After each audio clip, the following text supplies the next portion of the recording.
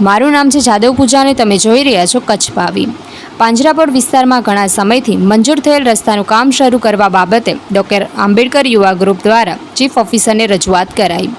રાપર શહેરના પાંજરાપોળ પાછળ આવેલ વિસ્તારમાં મંજૂર થયેલ રસ્તાનું કામ આજ દિન સુધી શરૂ ન કરવામાં આવતા ડૉક્ટર આંબેડકર યુવા ગ્રુપ અને સ્થાનિક રહેવાસીઓએ રાપર નગરપાલિકા કચેરીએ ચીફ ઓફિસર સમક્ષ રૂબરૂ રજૂઆત કરવામાં આવી હતી।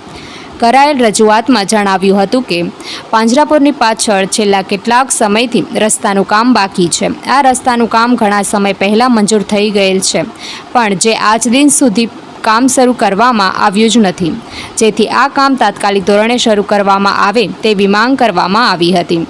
આ એક શેરીમાં રસ્તો ન હોવાના કારણે ચોમાસામાં અહીંથી પસાર થવું પણ મુશ્કેલ હોય છે।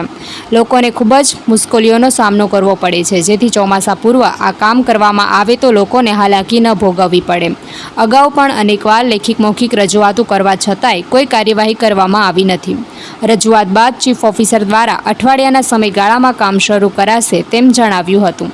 શરૂઆત કામ સમયે ડૉક્ટર આંબેડકર યુવા ગ્રુપ રાપરના કાર્યકારી પ્રમુખ દિલીપ અરજણભાઈ કોહિલ, ભરત કોહિલ, દિનેશ ચૌહાણ, પ્રકાશ પરમાર, રમેશ કોહિલ, વેલજી વાઘેલા, કરશન નટ, ધીરજ કોહિલ, બાબુ કોહિલ સહિત વિસ્તારની મહિલાઓ જોડાઈ હતી।